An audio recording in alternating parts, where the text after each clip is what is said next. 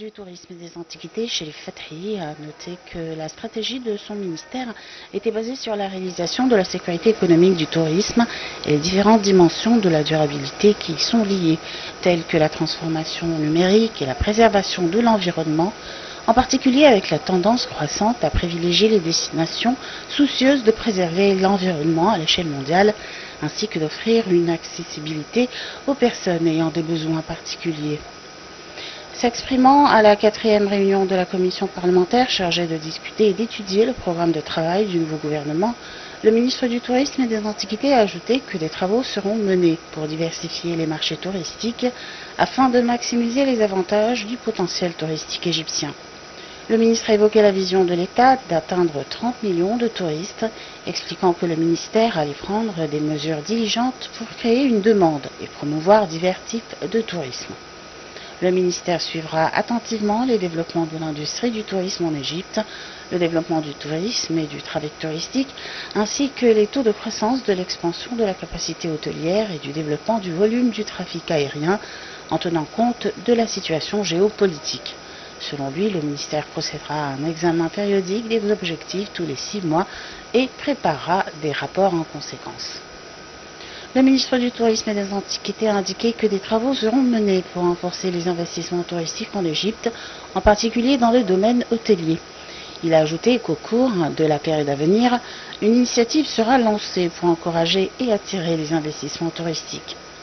Le ministre a en outre souligné l'importance du rôle de l'aviation pour l'industrie du tourisme en Égypte, notant qu'il y aura une plus grande coordination entre les ministères du tourisme et des antiquités et de l'aviation civile pour servir l'industrie du tourisme en Égypte.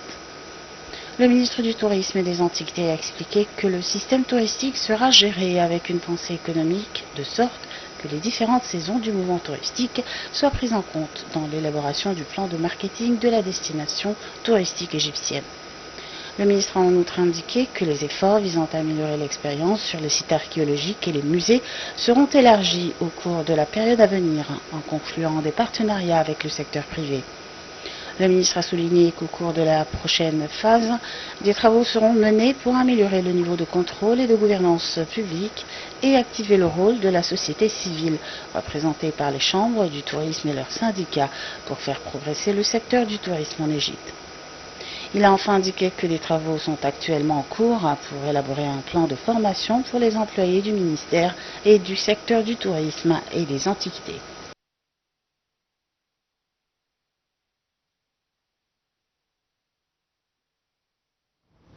Et de retour avec vous, chers téléspectateurs, nous commençons notre débat sur ce même sujet. Alors, lors de sa participation à la commission parlementaire spéciale chargée d'examiner le nouveau programme du gouvernement, le ministre du Tourisme et des Antiquités, Chérif Fathi, a présenté les éléments clés du programme du ministère du Tourisme et des Antiquités pour la période à venir. Pour aborder ce sujet, nous avons le plaisir d'accueillir au bout du fil M. Antoun Youssef Bourdadi, expert de tourisme et chercheur en antiquité égyptienne. Bonjour M. Antoun. Bonjour M. Sarah et bonjour Mme Nohan. Bonjour. Bonjour à vous. Alors premièrement, quand on parle de ces propos et le plan du nouveau ministre du Tourisme, comment le voyez-vous et quels sont les vrais, je dirais, les éléments du plan pour attirer plus d'investissements dans ce domaine vital pour l'Égypte? Bien sûr, le ministre lui a proposé bien sûr plusieurs points. C'est les points classiques, je veux dire, le tourisme égyptien, il n'y a pas de secret. C'est un tourisme qui est très varié par ses éléments. Oui. On travaille sur quelques éléments, il faut faire plus d'efforts pour effectivement développer tous les éléments d'attraction touristique de ce pays. Profitant de la situation géographique et le climat et tout ce qu'il y a comme trésor dans ce pays. Je ne parle pas seulement d'antiquité, mais je parle de tous les moyens pour faire des différents types de tourisme, effectivement. Ça a été toujours le problème de l'Égypte, c'est qu'on développe quelques éléments, les autres éléments, il faut donner un peu d'importance. Deuxièmement, oui, il y a aussi l'histoire de l'investissement. Il a un plan de 30 millions de touristes par an. on est loin quand même de ce chiffre. Et pour faire ce chiffre, il faut une infrastructure, il faut de l'investissement, il faut des chambres d'hôtel, il faut des moyens de transport, il faut de l'aérien pas cher. Surtout que le prix de l'aérien, de plus en plus cher dans le monde, donc il nous faut des charters, il nous faut des moyens pratiques, effectivement. Et il nous faut de la publicité. Et autrement, on a tous les éléments qu'il faut. Il faut des cadres, il faut des gens qualifiés, effectivement, pour pouvoir développer tout le temps ce secteur. C'est un secteur qui est très important, c'est un secteur qui est infini, on peut tout le temps le développer. Mais il faut travailler dans beaucoup d'éléments en même temps, sur plusieurs axes en même temps. Et puis voilà, celui qui est brave, celui qui serait capable de faire ça. Alors justement, un plan ambitieux de la part du gouvernement, sans grande surprise, comme vous venez de le mentionner. On a les mêmes ambitions, on a à peu près les mêmes plans, on a des chiffres ambitieux auxquels on veut atteindre, mais qui ont besoin de beaucoup de travail, surtout de marketing. Moi, je m'intéresse plus au profil du ministre du Tourisme et des Antiquités, puisqu'il a 2 portefeuilles. Il a une expérience, il est connu pour son expérience dans le domaine du tourisme? Oui, il a travaillé dans le secteur pendant très longtemps. Il a travaillé dans plusieurs pays, représentant l'Égypte et dans plusieurs entreprises. Oui, là-dessus, c'est quelqu'un qui est dans le domaine. C'est vraiment un technocrate qui connaît le problème, qui connaît le marché. Après ça, il faut, est-ce qu'il a les outils et les personnes autour de lui et les moyens de réaliser de quoi ils rêvent et qu'en rêvent tous. Vous voyez ce que je veux dire? Mais oui, c'est quelqu'un qui vient du secteur. C'est pas le ministre d'avant qui est parti et qui était quand même très efficace. Il venait du secteur bancaire. Là, on a un ministre qui vient du secteur du tourisme, donc il connaîtrait bien tous les problèmes, probablement. Exactement, et ça c'est un point important parce qu'effectivement, il faut connaître tous les moindres détails de ce secteur-là, qui est quand même un secteur important et qui découle beaucoup d'emplois. Beaucoup d'Égyptiens vivent du tourisme et c'est vrai que c'est un domaine qui pourrait apporter davantage d'investissements si celui qui est à la manœuvre est quelqu'un qui s'y connaît. Alors, le tourisme, son importance, déjà, ça représente, je pense, presque 11% du PIB, donc c'est quand même énorme. Le tourisme, son importance, c'est 3 choses très importantes. Premièrement, c'est que c'est encore un secteur qui a besoin de personnel. C'est pas un secteur qui peut être digitalisé ou mécanisé où la machine remplace l'être humain. Donc c'est vraiment un secteur qui permet à la création de beaucoup d'occasions de travail. Deuxième importance du tourisme, c'est que les revenus du tourisme, ils se versent directement sur le marché, ça va directement dans les poches des gens. Donc ça permet directement à une consommation, à tourner la roue du commerce intérieur du pays, qui diminue effectivement le taux d'inflation. Voilà. Donc, troisièmement, c'est une ressource de devises étrangères directes qui est tout le temps en permanence, qui rentre. C'est pas des devises étrangères qui sont dans le pays qu'on réinvestisse dans des investissements. Non, c'est de l'argent qui vient tout le temps. Ça pompe, si on peut dire ce mot, des devises étrangères tout le temps dans le marché. Mais le problème du tourisme, c'est que le ministère du tourisme est très important. Mais le secteur du tourisme, c'est un secteur qui est lié à beaucoup d'autres ministères. C'est là le problème. En parlant de l'infrastructure, parlant de l'aérien, parlant de l'aéroport, parlant de la sécurité, parlant de beaucoup de choses. Donc c'est vraiment, il faut qu'il y ait, à mon avis, un comité, une équipe de plusieurs ministres qui sont concernés dans le développement du tourisme pour qu'ils travaillent ensemble en orchestra. Sans ça, il y aura tout le temps une main paralysée, vous voyez ce que je veux dire. Exactement. Ministre avec les gouverneurs des des principales destinations touristiques. Voilà, c'est de mettre un plan, qu'est-ce qu'on veut, et pour faire ça, qu'est-ce qu'on en a besoin de quoi? Eh bien, si on a besoin de routes, donc il faut voir ça avec le ministre concerné. Si on a besoin d'aéroports, il faut améliorer les aéroports par le ministère de l'aviation civile, sécurité, etc. Vous voyez, donc le système financier, les impôts, les taxes. Bon, déjà, il a deux portefeuilles, il a deux mallettes, celle du tourisme et celle de l'Antiquité. Mais il y a beaucoup d'autres éléments qui sont liés à ce secteur où il faut quand même qu'ils travaillent en collaboration. Si on tourne, quand on parle également de grands pas pour le tourisme égyptien, on parle du grand musée égyptien qui va être inauguré prochainement, également le fameux trajet de la Sainte Famille en Égypte, ce circuit qui doit, je dirais, commencer en grande pompe prochainement également. Comment voyez-vous ces pas et leur effet sur le tourisme et l'afflux de touristes en Égypte? C'est très important. Et ça, avec vous, plusieurs fois, on a parlé de ces deux sujets. Oui. Le musée, il est temps qu'il soit inauguré. Moi, je l'ai visité récemment. J'ai eu l'occasion de rentrer dans les salles qui n'ont jamais été visitées encore. C'est une très grande surprise. Le musée, c'est un musée quand même, c'est une merveille. Et ça, l'impact de l'inauguration de ce musée, elle va faire vraiment un potentiel touristique très important. Ça, il faut quand même le faire et le plus vite possible. Ça fait très longtemps que le monde l'attend, il ne faut pas que le monde l'oublie. Je pense que là, il est temps vraiment de l'inaugurer, surtout qu'il est totalement prêt. Deuxièmement, le chemin de la Sainte Famille, oui, ça se développe, mais encore, il y a beaucoup à faire pour que ça se développe suffisamment. Mais à part ces deux-là, il y a des secteurs dont on ne parle pas, et il faut quand même qu'on travaille dessus. Le tourisme de safari dans le désert, on n'en parle pas, on ne fait pas suffisamment d'efforts. Le tourisme culturel, je veux dire par ça, les croisières et les antiquités, dans la partie moyenne Égypte. Il faut quand même travailler pour que ces zones extraordinaires soient visitées. Que ce ne soit pas tous les touristes dans la région de Luxor et Aswan. Entre Luxor et le Caire, il faut absolument développer ces secteurs.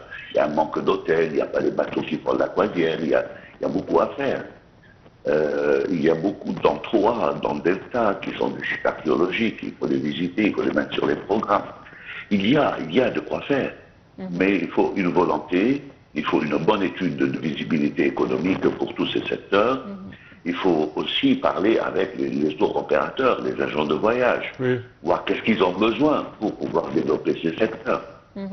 Encore une fois, je vais rejoindre ce que vous avez dit il y a un instant, c'est que effectivement, on a besoin d'un travail de groupe qui soit fait, parce que effectivement, par exemple, ce qui se développe énormément, c'est le tourisme de backpacker, le touriste qui vient avec son sac à dos, qui voyage seul, qui favorise les campings. On n'a pas encore cette mentalité en Égypte. On en a dans certains sites l'idée de camping, surtout à Nouéba, à Dahab, où on voit effectivement des personnes qui font du camping, mais sinon dans les déserts, c'est vrai que ce n'est pas encore développé par sécurité, et c'est vrai que là on a besoin de beaucoup de travail aussi pour pouvoir attirer une clientèle qui se développe énormément à travers le monde et qui est importante aussi. Alors ça c'est très important, toute cette jeunesse qui voyage maintenant, ça fait partie de leur mœurs de voyager tout le temps, découvrir les pays. Il ne faut pas qu'on reste sur un tourisme de luxe de 4 et 5 étoiles, il faut vraiment, comme vous dites, créer ce qu'il faut pour tous ces jeunes, un sac à dos, et qui, voilà. Et les cyclistes, on ne prend jamais aux cyclistes et qui peuvent voyager. On n'a pas ce qu'il faut, on n'a rien du tout pour effectivement accueillir les gens avec leur voiture ou avec leur caravane. Pour faciliter les formalités. On a aussi un problème, c'est aujourd'hui il y a un nouveau tourisme dans le monde, c'est le tourisme les touristes qui ne logent pas dans des hôtels, mais des appartements avec Airbnb, et qui se déplacent avec Uber, il faut mettre tout ça en considération, il faut faciliter, il faut encourager, et voilà. un sujet de quoi on a parlé déjà plusieurs fois avec vous dans ce programme. Il faut mettre en considération les horaires d'ouverture et de fermeture des sites et des lieux qui ferment à 5 heures l'après-midi et que la nuit tombe à 8h30 l'été. Il faut voir beaucoup de choses. Et il y a des choses des fois qui sont très simples. Très simples, et il n'y a pas de difficulté à prendre des décisions. Mais ça changera quand même la situation en un bon sens. Selon vous, est-ce qu'il y avait un autre élément que le ministre devait ajouter à son plan? Dans prière de répéter, j'ai pas encore compris la question. Oui, je demandais, selon vous, est-ce qu'il y a un autre élément que le nouveau ministre du Tourisme et des Antiquités devait ajouter à son plan? Oui, c'est ce que, encore, vous savez, M. Sama, j'ai toujours parlé de ça, c'est l'événement, le tourisme de l'événement. Oui. Et le tourisme de l'événement, c'était très bien les grandes festivités qui se faisaient dans quelques sites, pour des grandes marques de vêtements, pour des défilés, des choses comme ça. Mais moi, je pense qu'il y a un grand tourisme qui est basé sur l'événement culturel. Les concerts, les spectacles, et ça c'est un travail plutôt de ministère de culture ou des fois de province, etc. Ça c'est un tourisme, vous pouvez s'imaginer, vous imaginez un peu le nombre des gens qui viennent à Sahel l'été pour assister à des grands spectacles, pour des grands chanteurs, etc. C'est le tourisme arabe, le tourisme des pays autour. Les nouveaux marchés qu'il faut absolument les envahir, ouvrir dans toute l'Asie, l'extrême-orient, l'Asie mineure. Alors justement, voilà. vous en tant que professionnel du tourisme, en tant que guide, est-ce que vous avez des revendications? Est-ce que vous souhaiteriez que des choses changent par rapport à votre statut? Effectivement, je sais que vous avez subi une longue période difficile, celle de la Révolution et après-Révolution. Aujourd'hui, heureusement, c'est derrière nous tout cela, mais j'imagine qu'il y a encore des choses à faire pour vous garantir au moins le minimum, on va dire, et pour pas qu'on retombe dans cette période noire de notre histoire. Vous, quelles sont vos revendications? Je suis d'accord avec vous. Il faut essayer d'éviter cette fragilité du tourisme égyptien. C'est-à-dire, on a fait une très belle saison l'année dernière, mais on a estimé plus. L'année d'avant était extraordinaire. Mais comme vous voyez, les événements autour de nous aussi, ça ne nous aide pas beaucoup. L'affaire de Gaza, l'affaire de Libye, l'affaire Soudan, et puis en plus les crises mondiales. Et donc, par contre, il y a d'autres pays qui sont dans notre monde et qui sont des pays touristiques. Et ils ne sont jamais influencés par tous ces événements. Pourquoi? Parce qu'ils ont pu faire un système qui n'est pas fragile, qui n'est pas touché. Il faut qu'on travaille là-dessus.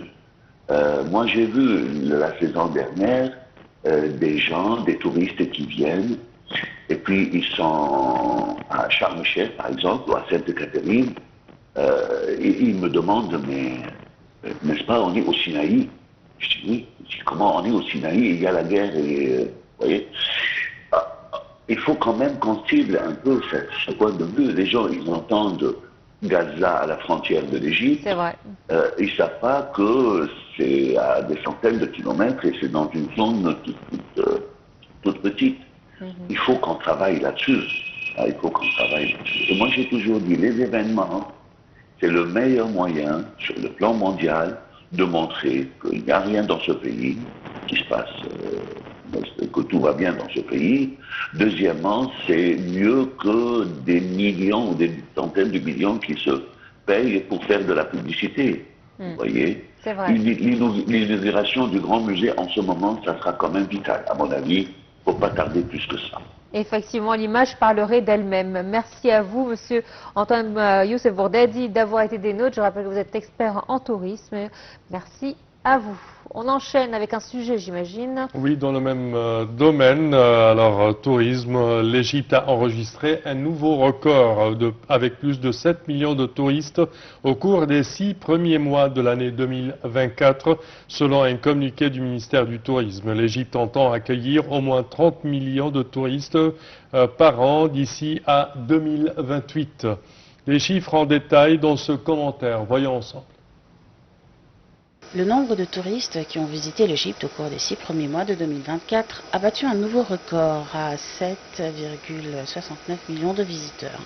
Selon un communiqué du ministère du Tourisme, ce nombre dépasse légèrement l'ancien record de 7,62 millions atteint lors du premier semestre de l'année 2023.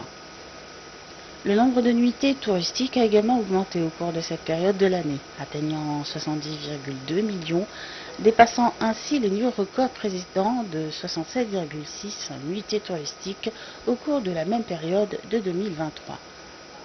Cette hausse s'est reflétée aussi dans les recettes touristiques avec un record de 6,6 milliards de dollars lors des premiers 6 mois de 2024 contre 6,3 milliards de dollars dans la même période l'année précédente. Le communiqué souligne que ces chiffres témoignent des efforts déployés par le ministère du Tourisme pour promouvoir et diversifier son secteur et ainsi pénétrer de nouveaux marchés tels que la Chine, l'Inde, l'Australie, le Brésil et les pays d'Asie centrale. L'Égypte a adopté une stratégie globale pour promouvoir le tourisme avec un objectif d'attirer 30 millions de touristes par an d'ici 2028. L'année 2023 a affiché de nombreux records à ce niveau en comptabilisant 14,906 millions de visiteurs pour dépasser l'ancien record de 14,731 millions de visiteurs enregistré en 2010.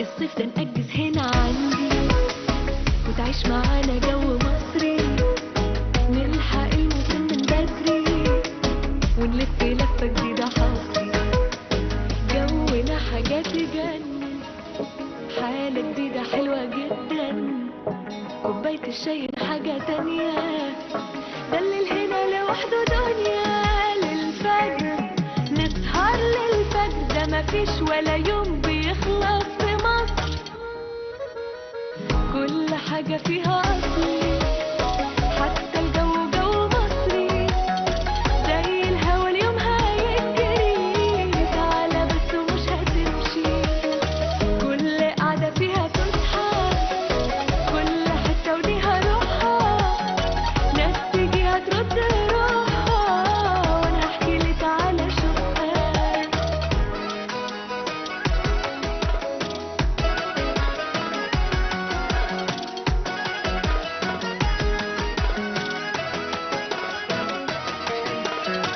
مش هتشبع من لذاذة ومش كفاية